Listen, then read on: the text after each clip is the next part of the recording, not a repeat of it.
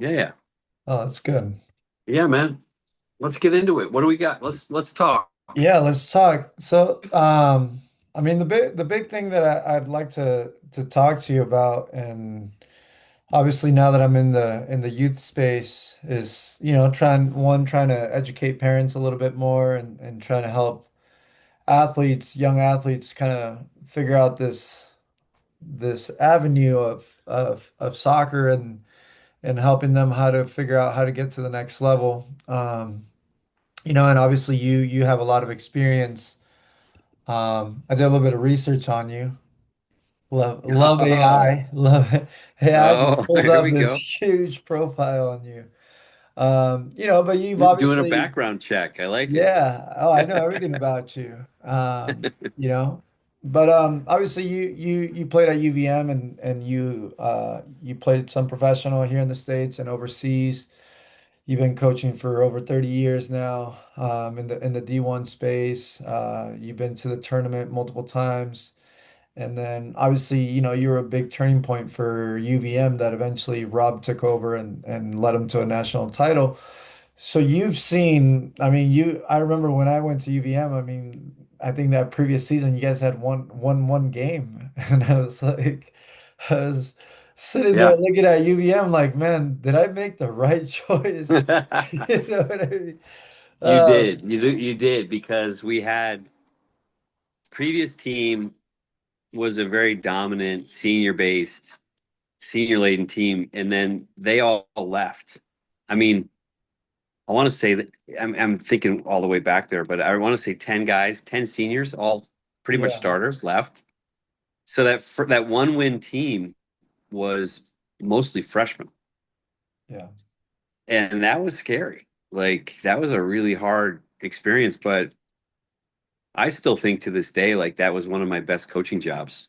One win. And these guys, because they stayed together, they stayed united. They'd never done this before. Sean Sweeney, like I know you know a bunch of the guys.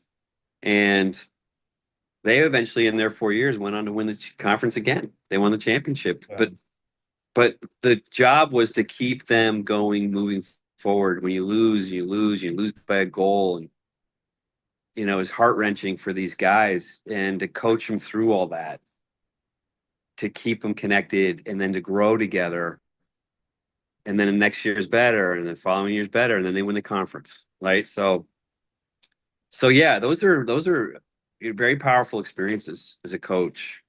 It's not the championships, it's not the teams where you have so much talent. The previous team, we won the league or whatever, went to the NCAA's, beat Dartmouth. Like they had Connor Tobin and like pro guys, and that maturity, your job's almost easier, right? right. And I think a lot of coaches think, oh, because I had a really tough year and the team lost a lot of games, I must have done a terrible job. It's actually the opposite. You know, that's where all the lessons are packed into that experience. Winning in championships is it's so fleeting. But when you lose and you're trying to figure it out and you're you're testing every fiber of your character just to get through. And then to bring guys like you in, this goal scoring, this guy who's going to come in and help this group of guys that needed a guy who can make a difference, a guy like yourself, Juan Peralta, like bringing guys in that you knew and I knew was had added we're going to add a lot to a group that was kind of limping along but staying together. Yeah. So yeah, man, it's not Well, easy. a lot has happened in the college space in the last 15 years, I think since yeah, it went 2010. And a lot Yep. has happened in the youth space as well. A lot of changes, right? So if I remember back in the 2007 to through 2010 in the youth space, the academy was built, and that's where a lot of the recruiting happened, at least for us, right? You guys would go to the showcases twice a year, Hmm. right? I think it was like Lancaster, and then it was in Sarasota or something like that. Might have been Yep. China. Um, and that's where you guys did most, at least it felt like that's where we had the best Yep. opportunity to get recruited at. it seemed like a very straightforward pathway. Um, you know what I mean? Yep. And I think for college, as far as my experience, it seemed like D1 was, if you wanted to play at the next level, D1 was like the way to go. At least this is how I understood it back then. Um, and then when things didn't really work out for me, it seemed like the dream was over, and there wasn't really many opportunities, like there are now for continuing to play. So for me, I just stopped playing. But it looks like now we have, USL 1, USL 2. There's all these other opportunities that guys can still continue to play semi-professionally or professionally. And now you have the transfer portal, you have all this craziness that's happening. So that's one thing that I want to talk about, because I think in the last 15 years, there's been so much change that has impacted the game in many different ways. And I think now we're in a point where, at least for the youth, from what I'm seeing, spending the last 4 or 5 years with the older boys and seeing what goes on in clubs and how parents act, and all this jumping of clubs going on. Oh Um, yeah. it seems like a very complicated pathway now. And now this is what you do, right? You help players get to the college level. So I want to talk a little bit more about all this that's changed, and see if we can educate parents a little bit more on what makes sense for the kid, right? And then for players too, like what truly matters. Because it sounds like clubs are looking for wins, and it's all about win, win, win. And it's all about trophies. And for players, it's like, if my kid's not winning, then my kid's not progressing. But obviously you have 30 years of experience in this space, and you know what coaches are really looking for. And Yep. now that I'm in the youth space, this year I'm getting really challenged. I'm starting with the rec space, and that is really, really hard. But Awesome. I think it's super important Grassroots. because it's, you're starting from the bottom. Yeah. And I want to make sure that I do the best job that I can to, one, help these players have a good experience, find the love for the game that in my personal experience, having the love for the game is what kept me playing. It's what motivated me to work, and motivated me to focus on getting better every day. So. Um, what are some Yep. of the things that you're seeing now that are different than before, at least in the youth space? Um, Everything. I mean, honestly, I have a hard time in conversation. Like, obviously, when I'm working with players, part of the process is finding them, a home, a really good program. And I have a hard time with some of the coaches because the opportunities that my generation and the coach generation has been given are just not there for this generation. They're like, and we're the reason why. Like, we, if you look at, and Rob and some of the guys, we're all part of that pretty linear pathway to go from high school club, do well, and then, maybe an ID camp and you're in, right? Very linear, very simple. Like, hey, you just got to perform and do really well. Guys now, um, they can perform really well, and it doesn't matter because ultimately the internationalization of Division One athletics and specifically soccer has really squeezed out 75% of scholarships and roster spots. I think it's scholarships are taken by internationals now. Oh, wow. 75%. So, so you add that to then uh, bringing in the portal in November and in May. Right now, we're in portal chaos country right now. I think it's up to 3,000 athletes are in at with in on soccer on both sides. So, Um, so can you explain the portal a little bit, so that yeah. people understand what the portal is? So the transfer portal allows for a player at the end of a season to make a decision to leave, or gives coaches the opportunity to encourage a player to go into it. And so players can sort of have different experiences. They can go to, like you could go to University of Vermont, spend a couple of years. You're a California guy, so you could head back and go to UCSB, right, So, and have another experience. so how is it different So than you can what it trans, you used to could be so you, before? so before there were some kind of guardrails. So you can go in the portal, or actually, there's no transfer portal. You can transfer, but if you transfer in conference, you have to sit out a year, Okay. and you can only do it once.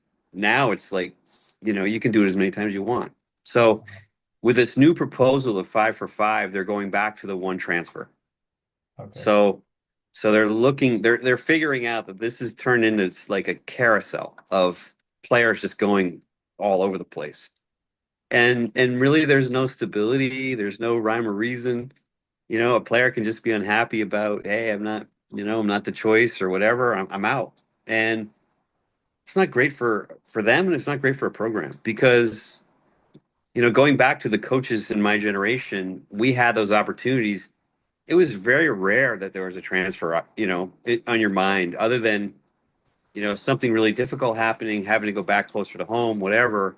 But transferring was you had 4 years and sometimes five with a medical red shirt, Right. to kind of really build the character pieces, the maturity, and go through a whole experience with a group of people that you're very familiar with. And now it's like because of the portal, transfer portal, you're going from one team to another team, another guy's coming in, this guy's coming in. We've got 7 transfers coming in, and every year it's just turnover after turnover. So what we've got to do, I think, as coaches, in our generation, is really stabilize things, like, and give these kids who are really worth it, like the kids that are really putting it in and are really talented guys, an opportunity to at least, express themselves in a program instead of just eliminating them from the jump. I hear from coaches, I'm not going to sell anybody out, but I've heard like, hey man, like we don't want the teenager. Like we want the portal guy. If you have a guy who's, junior, senior year, that's who we want to consider. In my mind, I'm going, that's ridiculous. That wasn't you. That wasn't me. And college soccer's got to do better. And then the other criticism of college soccer is, you know, you can't really go to the pro route, right? Because, if you stay with the MLS academies, it's more of a pathway to go to the pro, to get drafted, whatever. So the college game, is being criticized left and right because they're like, well, you're not going to really go on to do anything with soccer after college, right? Because you're a student, maybe you're going to med school, law school, but playing in the MLS or playing, overseas, you basically gave up on that dream by going to college soccer. And so there's a lot of pressure with the power fours, to create sort of a pro pathway. So they want to expand the season, make it more of a pro season because they're losing guys. The power fours are losing some of those really top academy kids, national team kids, to the pro game. They're just taking that pro path. So they want to professionalize it. So you have all these things kind of working to, it's like a power struggle at the top.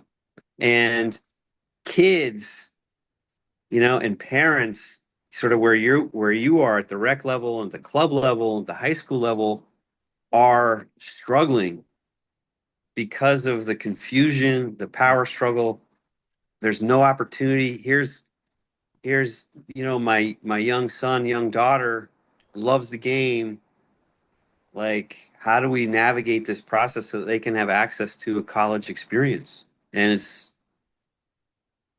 I'm giving everything I have, knowledge wise, experience wise, wisdom wise, to these families and players, just so that they can get a chance. You know, Right. some of these homegrown kids get an opportunity to play college soccer, like you did, like I did, and be part of a team and be educated and it's just been really hard. Yeah. What made you, Jesse, what made you leave the college space? And I know you moved on to a pro team, Oakland Roots, right, for a bit, and then you decided to do your own business. What initiated that? Um, I think being at that level for 30 years and really influencing a certain section of footballers at a certain age was was very uh enlightening and great for a time frame, right?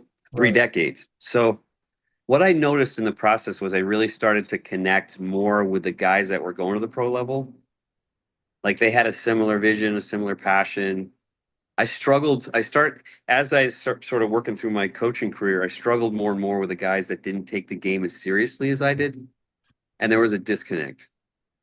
And so what I was hearing was like, hey, I think you need to be working with the guys that have that same motivation. And when my former player, my first job was at Bradley University as a grad assistant, and one of our players, Gavin Glinton, was the big star. And he took over the Oakland Roots as the head coach, and he called me, and I was sort of working my way out of the college game at that point. And he said, "Hey, I'd love for you to come in and be part of my staff and help mentor me." He was a young head coach. I mean, he didn't have a ton of experience, and sort of be his right hand man and sort of help him navigate how to work with players and build a culture. And I went and I loved it. I loved the ability to connect with guys who are older, and because they have such a good foundation, these guys are skillful, they're athletic, they have all these things that are really working in their favor, but they're missing that little piece, that little nuance. And you have to be very sort of microscopic in your coaching approach, as opposed to like, you know, revolutionizing a player. It's more of like, hey, how can we tweak it just a bit here? And I love that challenge. And at the same time, I love starting this business because now I'm dealing with a whole different age. The guys that you deal with, Right. the high school age kids, the hunger, they're not established. They want to have an identity and establish themselves as players that are known and respected. And so I was working on both sides, like at the sort of at the top level and then sort of at the formative level, and missing that age that I've hit for the last 30 years. And I think it's good for you to move around a little bit and work with different, both genders and younger age and older age. So I'm the type of guy, like I could have stayed at University of Vermont for life probably, or for a very long time, but I needed like a different style. I wanted to go work with South American players. I wanted to work with that Florida. There's a lot of influence from the Caribbean, Latin American, and there's a different style, right? More Mhm. of a footballing style, more of a tiki taka. I wanted to coach in that. I wanted I wanted to know how you philosophically in your methodology, how you can create a really good team with that type of framework. And I don't know. So I'm the type of person, and it's not about the money to me. Never, it never has been about the money. It's more of, the people that I can impact and how I can grow, and learn more about the game and how the game operates and that type of thing.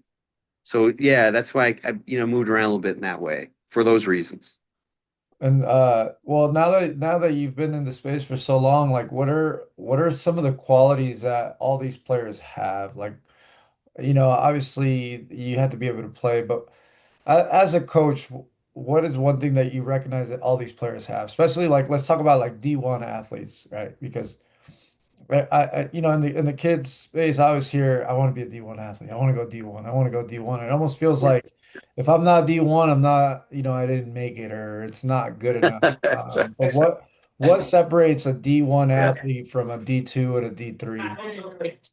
Yeah. I think it's the mindset. I think it's a mindset that is very, I don't think it's talent, honestly. Some of the D2 kids that I've coached against, I've seen we play spring games against D2 teams, amazing players. Um, but it's the mindset.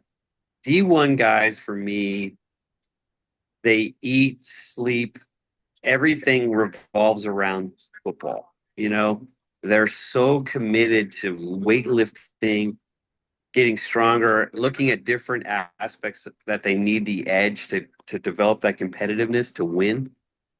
There's that drive that I think other levels don't match because ultimately your schedule is so competitive. Like every game is a dogfight. Every conference game, you remember, like you're playing UNH and then you're playing Stony Brook, and then like all these teams where the difference is so minute that everything kind of goes into how much have each has each guy done, and the D1 guy loves it, right? Film, like all these different aspects. And I think the D3 guys are equally, in some cases, equally gifted. They just want to have more balance. Like they want a more academic experience. They want to ski in the winter. They want to have like a more wholesome experience. I think Right. D1 guys are more wired, right? So that's kind of what I've noticed. The pro guys are the elite of the D1s, and those guys, like I said, I think they have most of what they need. They're just missing just a couple of tweaks, couple of really small details in their game or in their mindset. And they need, that's the piece they need. So, but on the youth level, you're talking about like, what is it that, you love the game and that was what your driver, like you loved, you could tell when you're out there, you love scoring. Like you would score from all angles from, and and the celebration, the laughter, and like these moments that are just special. But in the youth game, this is why you're perfect for this role. Not that you're not, you will be. You'll just kind of gradually. I can see you elevating and getting to the top level. To be honest, but in the youth game, it's about the soul of the player. That's it. It's the soul. Are you impacting the soul of that kid? Is the game touching the soul of that player and that person? And the coaches at that level really have a responsibility to make sure it does. And if it's touching, if it's connecting to the soul of that kid in a bad way, it's over. Kid's done. Kid doesn't want to do it anymore. That's why all these kids are quitting because coaches winning the experience as a whole really attaches itself to your soul. It's not just winning. It's losing that big game. It's that miss too. It's you know, that championship game, everybody's up for it, and you don't get the result, and you fall short on penalties, right? And Mhm. everybody falls. At the end of the game, when all the guys, the whistle blows, everybody just drops to the ground. They've just given everything for that opportunity, that moment for the team. It just impacts the soul very deeply, and I think that is taught and navigated at a very young age. And I couldn't be more excited that you're involved in that because the game has attached itself to your soul, so you understand that. The problem is there's a lot of people, parents, coaches that haven't had that experience like you have, and they don't know how to connect that kid and that kid's soul to the game. Yeah, I think that's the biggest challenge that I currently see. Um, right, because I see a lot of parents. It's great that the amount of involvement that there is from the parents now is amazing. So, like 100, like parents are doing an amazing job in that sense, where they're very involved in their kids' development. But it's almost starting to get to the point where like they're starting to overstep and they're starting to do too much, right? Like Yes. I'm seeing like the amount of one-on-one training that is happening right now at the stages of like 5 years old. I can't tell you how many kids are training, have a personal trainer at 5 years old. And I'm It's like, amazing. that should be you with your that should be you. The personal trainer should be dad playing, like some of the best memories that I have as a youth kid is like being able to share the field with my dad, just playing up, scrimmages out of the park. Like, Yep. you know what I mean? I think that's what really got me to love the game. And, I'm looking at these parents hand over their kids to, a former pro player or former this because they played X, Y, and Z, right? And paying some crazy fees like 100, $150 sessions an hour. And I'm like, dude, the kid just needs repetition. Go kick the ball around and give it 3, 4 years and the kid's gonna be fine. You know what I mean? You're right. Like You the amount of know, money you that you're know. spending just doesn't make sense. Yeah. And then like you're having parents interview you for a rec team. It's like, I need to make sure that you are the right fit for my son. Like, what do you want to know? Well, let me know your playing experience. And it's like that doesn't matter at this point. You know what I mean? Yeah. It's wild. That's what I'm saying. That's what I'm saying. The parents, and I love their energy and I love their commitment, but they have to also know when it's their moment and when it's not their moment. And you're absolutely right. Like some of the most impactful, like for example, Sean Sweeney, a guy I mentioned earlier. You know, I was just really impressed with who he is and what his character's like. And I talked to his father and I said, "Hey, I really want to pick your brain because I want to know how you raise this guy." You know, he's a special person, and he's so committed to training and so physical, and he gave everything to every moment to a fault. Like, I can remember games and moments, and I was like, Sean, just you know, back down a little bit here. Yeah. So I asked his dad, I was like, how did you raise him? And he said, whenever he came to me and said, hey, dad, will you go outside and do this or play that? Or I'm in my mind, I didn't have an option. The answer could never be no. I would put down what I'm doing and I would go out there with him. And with soccer, he was a multi-sport guy. So he's like, and so I think in his mind, he's like, he always had that security of if I ever needed that time with my father, it was always going to be there.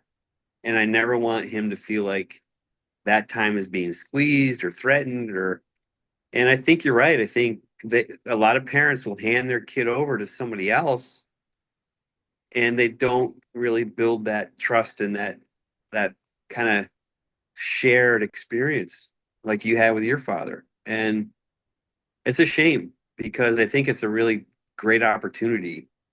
And that's where the kid really builds that love of that time with their parent, father, mother and uncle, whatever. And that feeds into their soul, going back to the soul of the player. And so there's a lot to think about here. Yeah. And I mean, I think one of the big things that I talk about to parents and obviously I stopped playing after college. I didn't touch a ball for 6, 7 years. You know what I mean? It was soccer was my identity. And when it didn't work out, it was I was destroyed. It took me a while to get back into it. But when my son was born, I think for me it was very important. I knew that I wanted to have him try the sport, but it was very challenging for me to be that dad that just tells the kid to go play. And you know what I mean? And I look back at my experience and I said, you know what? When I grew up, my dad was playing soccer. I would go to his games. I'm running around the parking lot with a soccer ball. Everywhere we go, there's a soccer ball involved. So I need to go back to playing soccer. And for me, it was really challenging because in my head, I had already reached this level, and it was really challenging for me to come back down to playing recreational soccer again. And I was like, I just couldn't, I can't play Sunday league, you know what I mean? And and it was really tough to get back into it. And I started playing co-ed. Co-ed was really good for me because it was very slow paced and it was easy to get back into. It took me a while to be able to kept pulling my hamstrings, but my son was born around the sport, and it was everywhere. That's all he saw. But the big part too for me, it was a very eye-opening moment to make sure that whatever I was going to tell him to do, I was doing myself, right? And so even for these rec games, like I made sure I was getting prepared. I made sure I was waking up early, having my breakfast, hydrating, stretching. And I wanted to make sure that he was looking at all of this, right? I didn't want to be the guy who just tells him, hey, go do this, and I don't do it myself, right? And so one of Hmm. the things that I'm trying to build with these young kids is I want to be a coach that is actually doing the things that I'm asking, right, for them, about asking them to do, right? So if I'm saying, hey, we need to make sure we eat well, we go to sleep early, like these are the things that I want to be able to be able to look at them and say, like, I do those things as well. And I think that for these kids, it's super important for us to be that mirror, right? That they're able to just say, because Yep. I look at I see so many different styles of parenting and so many different styles of coaching at these levels. And it's just really challenging to see the coaches that tell a player to do something and they turn around, they do the complete opposite themselves. So for me, that's really hard. But what do you think are like some of the most important qualities like players need to start developing? Let's not even say players, let's just say these little young human beings, right? Because I think the person comes first. And you know, um, I think one of the biggest things that for me was when I started looking back at my soccer experience, even though it felt like a failure, I started switching the way I was looking at it, and started figuring out all the positives. It's like, okay, what did soccer give me outside of just not being able to make it to the next level or to the pro level, right? And I started realizing, like, it gave me discipline, right? It allowed me to travel the world. It allowed me to see different cultures. It gave me all these different experiences. Similar to what you were saying, like it built this brotherhood, where I got to suffer with other guys. Those bus rides, those 7-hour bus rides where it was just silent and everybody's feeling the same way. That Yep. heavy Yep. feeling in the room that everybody's feeling, and then next thing you know, somebody cracks a joke, and it's like everything's good again. Um, Right. like what are those qualities that you think that we as coaches or as parents should start really trying to focus on putting into our kids at these early stages? Well, I've always bought into the Southampton.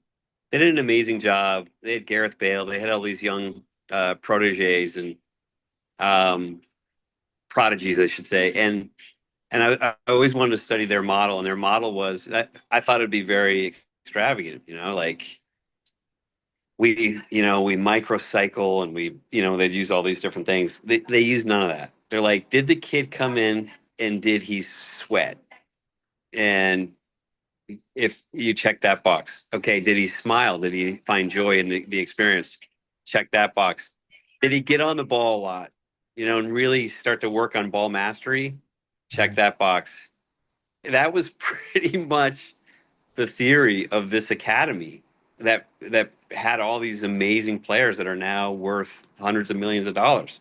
So for me, it's at that younger age, it's really about, obviously ball mastery is important. You definitely want to have the kids feeling comfortable and natural, and everything is fluid with, obviously, on their non-dominant side is important, but really having that type of feeling on the dominant side and really being able to strike a ball and feel joy in like being able to maneuver with it and go around guys and do things. And just playing the game and enjoying the game Obviously winning and losing is part of competition, but that can't be the focal point. The focal point is, having a game in a small environment, small sided game that, you can almost feel the energy from the players. Like they just love being out there and, wearing a bib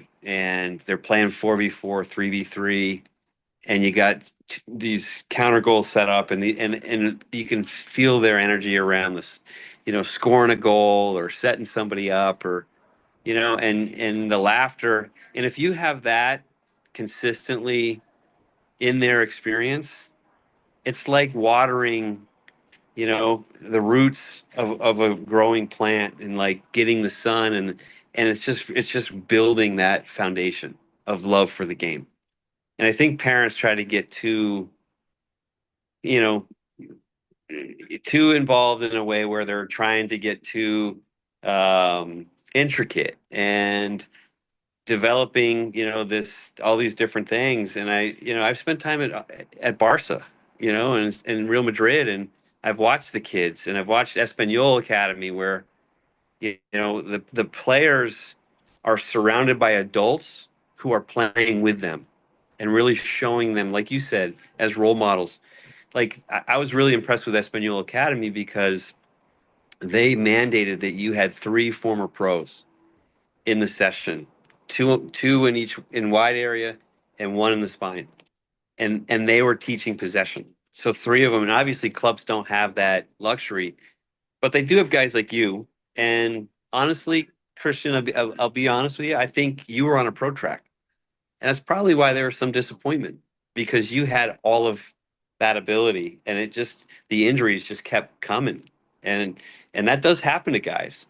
But you still have that infrastructure. You have all of those pieces to this day, like the strength stuff, and you need to be in their session. You need to be involved. Like you're a neutral. Yeah. And if you don't have a playing experience, step out. You don't need to be involved, but you get some college kids that do and have them be guys in wide channels. Like really understanding how the game needs to look and creating that vibe and environment for the guys is half the battle. Now on the rec side,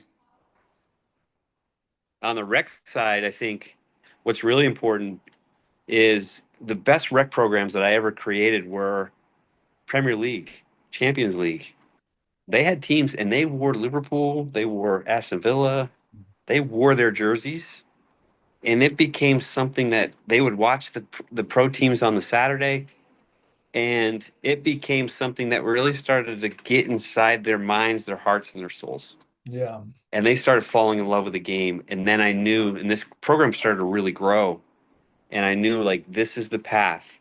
They need to feel the love for the game, the passion for the game. Yes, get them on the ball. Get them as many touches as you can get them. But don't be too calculated, intricate, have too many layers to this. It ruins it for everybody, like, and that's where parents and I think some coaches kind of get ahead of themselves. Just keep it simple. Yeah, that sounds, I think right now everybody's like trying to f find the perfect formula, moving team. I know players who are like 7 years old that already played on four different clubs. And I'm just That's crazy. like they play one season, it's like, all right, we didn't win enough. We're gonna move on to this next one. This one provides more.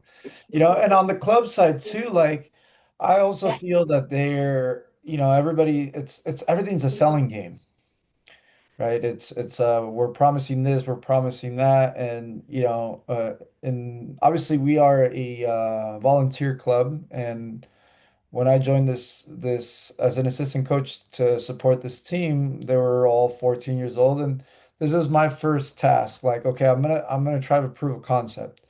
I believe that I can, with these basic things of focusing in nutrition, focusing on discipline, focusing on the day-to-day, right? One, we can win the league, we can move on to the next one, we can win state cup, we can send some players to college, and I'm going to give myself 4 or 5 years to make it happen, right? And so that was my first challenge, right? That I gave myself to figure out if I could actually do this, if I could coach. And and I think we did that. I think it was really cool to see, but I also saw a lot of areas where obviously the system had a lot of flaws, and Mhm. it just felt like no matter how good we did, some players didn't feel like it was enough, or at least they were being told that story. And it kind of broke the team apart a little bit in a sense where some players decided, they started to hit that 15, 16-year-old time frame and they're thinking, oh man, I'm not gonna make it. And so now they're going to these ECNL clubs and they're being sold a dream. And here we are 2 years later, and that dream never really happened. They're still not in a D1 place, but they did spend 15, $20,000 in those last 3, 4 years, and we continue to be basically a free team, right? And all these guys are just as far as some of those guys that went and paid the $20,000. And so Yep. what are especially because you're dealing now with this age group, the 14 through 18 age group, like what are some of the things that you're seeing from the clubs and how they're coming short in their delivery? I mean, I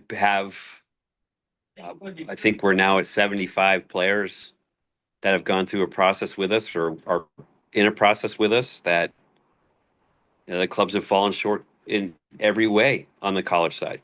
Developmentally, I would say could be argued too. They're not getting value in this process to elevate to the college level. They're not. I still see guys that, when I go watch them play, haven't been taught how to strike a ball, how to, how to, have any type of spatial awareness. And they've been at a club for 10, 12 years. So, it's just very bizarre to me that this process is continuing and that people are continue to sort of invest in it. Like I just don't understand. Um, and so there are many, many issues at sort of all the layers and all the levels. And I just feel for families because what are the alternatives? You know, um, if you get a really good coach, and I think any kid that attaches himself to you is very fortunate because, I think that you do know and you understand you've been through this journey as a player and you're working in the strength space, and the explosive athlete space, so you know a lot of that and then you're now educating yourself on the soccer side as a coach. Like a kid would be very fortunate to have access to a person like you. But that's not the norm. There are a lot of guys at the club level um, who have sort of found their way there, and they don't have a background. They don't have the ability to really understand what a player needs. On the IQ side, on the technical side, um, the function of different positions, different systems, all those things should be, with the investment that families are making, that should be part of the process. But I've talked to players, let me tell you, at the highest level that still don't understand basic principles. And I'm talking the highest level, the best team in the country at their age. Okay. So there's an educational piece that's missing, and I I still don't agree that licensing is the answer. I still don't agree. Like this has to be a personal journey for coaches to go get the information that you need to be able to disseminate that for your players. They deserve it, What do you you know. think that is for an individual, for a coach? Like in your journey, what are some of the things that you have done as a coach to go learn the game? Right? Because like I just went through the licensing, the D license offer, and I thought it was great. I think it provided a great framework to start understanding the why we do things and how to do it, right? Hmm. But obviously, there's a lot more opportunities or areas to learn. Like what were some of the best spaces that you found that helped you develop as a coach? Spain. I being able to play in England was very helpful on a playing level and sort of seeing and how to build a culture for a team. But the more intricate understanding IQ stuff, training stuff, methodology, philosophy, Spain. I was absolutely blessed because I had a really good friend who kind of took me under his wing and took me to all the clubs. I got to meet and spend a lot of time with Luis Enrique, and I don't know why, but he was very humble and was always very accommodating for us and our group. And I learned more in a 10-day trip to Spain than I did it, you know, in years at the Division 1 level, you know. And the guys at Vermont or, at the programs that I'd be working at would be like, oh, I can see Jesse just came back from Spain. Cones are all, everything's all these new exercises, Yeah, yeah, new finishing drills, and but you have to do that. You have a responsibility to do that. Like, yes, it does take some investment, but you're investing not only in your knowledge and understanding, which I think is mission critical, you're investing in these young people that you're working with, and you're kind of going through ideas that have been really, really well developed, really thought out, very realistic, and the players are just loving it, loving that experience with you and that journey with you. So Do you think yeah, I that think that applies the same for players? Do you think so? Like, I'm looking at the amount of money that is being spent per year now. Like, it's some of these numbers are absurd, right? Like, I'm looking at mhm, a parent starting to spend $5,000 a year on a 6-year-old kid, and I'm doing the math. I'm like, well, that's 12 years of, some of these older kids, they're like, it's got to be like 10 grand with all the travel and everything. So we're more. talking about $200,000 from just in fees, right? Let's not even count cleats, uniforms, all the additional stuff, right? $250,000, Yep. let's just put it. Where else could you spend that money? Like that's gonna give you more return. Like, does that mean go to Spain and do some camps over there once a year? Like, do you believe that's probably a little bit more worth your money, right? We had, you remember Anthony Gooch? I think you guys were Yeah. also Yep. recruiting him. His younger Yep. brother, Lyndon, right, used to go to Sunderland once a year. His dad would take him to Sunderland every summer for Yep. about like 4 or 5 summers in a row. And he got signed to Sunderland at, I believe, 15 or 16 years old. He's still overseas. He hasn't, now he speaks with an English accent. Super cool. But he's been overseas for Yeah. over 15 years. And obviously he was very talented, but one of the things that was different was every summer they would spend a summer at Sunderland and they would just, I don't know how he was able to get in, but that's one of the observations that I made, at least from the kids in this area that made it, that was different than what everybody else was doing. Do you believe that that's something that's very valuable? And what ages do you think you can start doing stuff like that? I think if you can't get that culture, that football culture in your local community, you have to get out. You have to travel. Um, I was always very impressed with the academies, projects that are being done in Spain, England, obviously Argentina, Brazil. If you have an opportunity and you have the resources to really get to know somebody who's very well entrenched in that at those levels, um, I think it's invaluable. I think it's invaluable as a coach, and I think it's invaluable as a player to have those types of experiences. So, yeah, I think your strategy and your investment has to be targeted. It can't be, and you can't be handing over your resources to people that really don't know the depth and the layers that they need to know and have the knowledge. It has to stop. This country, we're we're just not making any progress. And the guys that are the guys that are heading over there and getting that understanding and that knowledge and developing their athleticism, and those, you know, in a very, very structured, high IQ environment that where you're held accountable to standards, you know. In this country, you can show up and, the standards aren't where they need to be. And I can speak on that because I've experienced it and I've seen it firsthand. Pro clubs, you Right. know. So yeah, I would encourage families to really think that one through and really lean on people that know have the ability to really understand the path. Yeah. How do you know? Like, how do you know this is the guy?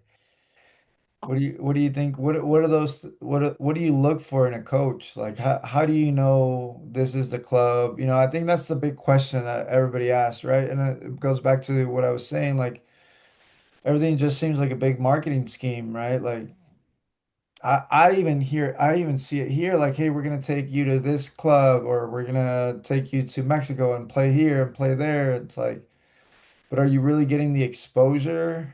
Or is it just a big money grab? Like, how do you know? Um, that's a tough one. Like you really do have to have some level of EQ, like an emotional understanding of people and what their motivations are, understanding their backgrounds, understanding, their references. Like the person I met in Spain, he came from Ross, an assistant coach and a really good friend who I really trust, who I coached. I coached Ross, and he said, "I really want you to meet this guy. He's pretty spectacular as a person. His characters goes without saying." And I met him, and I was like, "Yeah, he's right. He's so humble. Played in La Liga for 12 years in Yaqui and Aranya, and he's the most humble guy I've ever met. And these Spanish guys like Luis Enrique is just like one of us. Like he's played for Spain, he's played for Barcelona. You would sit with him right now. He would love this conversation. He would love to meet you. Those are the people you need to kind of bring into your village, like because they're not based on ego. They're not based on, and I've spent time with the US national team kind of in and around it, and the level of ego and and in those some of those clubs is, it's really it's a hard pill to swallow. Like here you guys are thinking you're all that. And Luis Enrique, who's won the Champions League, he's been in World Cups, and is one of the most highly recognized personalities and people in Spain, is like, hey, Jesse, guys, we're buying you guys lunch. Let's talk football. Like I went out to dinner with the Barca assistant and he showed me a set place that they're going to have the following day, and you had Neymar, Messi, Luis Enrique, and why they were putting all three of them high. Like, and I was like, they're so humble and they just offer you an opportunity to learn and grow. And that's the way it should be. It's about knowledge that we're sharing. And in this country, it's like you protect everything from, you don't want that guy to know because, if his club starts to grow, that's a threat, a business threat to you and your finances. A lot of it comes down to money, Yeah, and it's really sad. In those other countries, in Spain, it's not about money, it's about football. It's about developing players, it's about really building something special and fueling the passion for players. that's So, awesome. Jesse, tell us a little bit about your program and what you do, right? Like what do you do with these young boys? Like what are you trying to do with them? How do you get them to college? Like t tell us more about your services. yeah, no, it's been an awesome experience. It's basically we're coming from the perspective of coaches. So we have men's and women's soccer, men's and women's hockey, we have women's basketball. So we're all former Division I coaches. And what we want to do is leverage our knowledge, our understanding of what it takes. So we're teaching the mindset, we're teaching and building a strategy. We know what it's like to be on the other side and what the other side needs. Okay. How, the words and the language that you need to use, how you want to form a highlight film, and how you really position yourself to get that opportunity and that dream that you've always wanted. And so we are helping every player that we work with build those steps, step by step process. And then we're leveraging our experience in terms of knowing all the guys at our levels and really being able to recommend with a level of education on what program is a good fit for this person based on analyzing the film, analyzing how they play, their GPA, all their academic profile, and how that profile really works for a certain program. Because not everybody's going to fit at Maryland, UCLA, but there are programs out there that are a great fit for that kid. And we're trying to kind of almost be a matchmaker, find that program, and then work our way to building that relationship with the kid and his family or her family to that program. And then that program really opening up its doors and working in a way where they start to build the relationship. And I look at it from both aspects. I want to serve the player and the family as they're because they're our clients and they're investing in us. But I also want to serve those programs. Like I want those programs to get a really good kid and a really good player. Right. So we're really working on developing that kid to meet the standards of the programs. It's been incredible. And I feel like it's not it's not necessarily me, it's the kid and how they're willing to change and grow and get up early and lift and run and do the fitness stuff and take care of their nutrition. And then the players that are being received by these colleges, they'll be texting me like, "This kid's amazing. I love this guy. He's now our captain." We've had two of our guys have already become captains. That's awesome. Like, there's been really great feedback on the guys that they've received from us because the guys know going in, like, you have to kind of get your act together. You can't just, it's not just going to happen. Yeah. So, How many yeah, commits? How many commitments do you have so far? 40 Just this year? just this year. We started in August and we've had 40 so far. Oh, wow. So we're hoping in all sports that we're going to be able to help hundreds of families, hundreds of players, find the right fit for them. And that'll be hundreds, maybe thousands of commits around the country. What do you think? What do you think is the right time frame for a player to come to you and you start working with them? I think after junior high, freshman year, sophomore year, because it's so competitive, you've got to build habits. You got to build Mhm. like a daily process, emphasize academics, emphasize the key things that are going to kind of build that foundation. So I think that's the best time for us because if you wait until you're a senior, we can still find the option and the opportunity, but I think you're much less prepared. And Yeah. sometimes, you know, um, it's just a lot harder, when you wait too long. So I always feel like getting them freshman, sophomore, latest junior year gives us time and opportunity to really make some significant changes. Um, and they're ready at that point. Right. So you're not just like a placement type of company, right? You're basically developing the player. You're helping them get ready and preparing them Exactly. so that they can get picked, right? Yeah, so the placement thing is just the byproduct of all the work that we've done. We've done the research, we've gone through the process of the transformation that's going on with the kid, and then the placement opportunity is there at the end. So it's a it's a journey we go on together. Sometimes for some of these guys, I think they just love having somebody in it with them Yeah. who's been there and done it. And just having that piece, you can almost feel them changing. Like, oh, I'm not alone in this. My parents, they try to help me, but they love me, but they don't really know what they're doing. And they're always going to tell me I'm great, I'm doing everything right. and I'm not. And Coach Jesse or the coaches at JPCC are like, you're not doing this right. You can't expect to go, to UCSB or USD or one of these top Division I schools, and you're eating, you know, Chick-fil-A every night. Like what are we doing here? Like you can't expect to, like your strength program and your dynamic and athleticism stuff is really important. That should be added to what a kid is doing on the football side, on the academic side.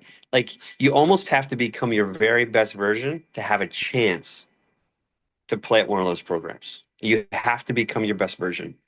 There's no alternative. So that's what we're doing. Well, that's awesome, Jesse.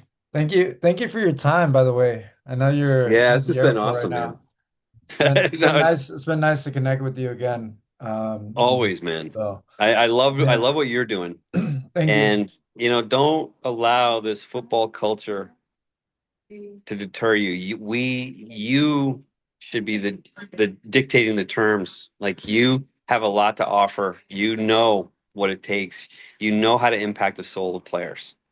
Yeah, You were one of them, so stay with it, keep going, be the great leader that you are. You're great for your community. You just keep going. If you need anything on my end, don't ever hesitate. Reach out. appreciate it, man. Thank you. I was very All right. fortunate to have some great coaches. So it I goes appreciate back to that. you and goes back to my club coaches. So thank you That's so right. much.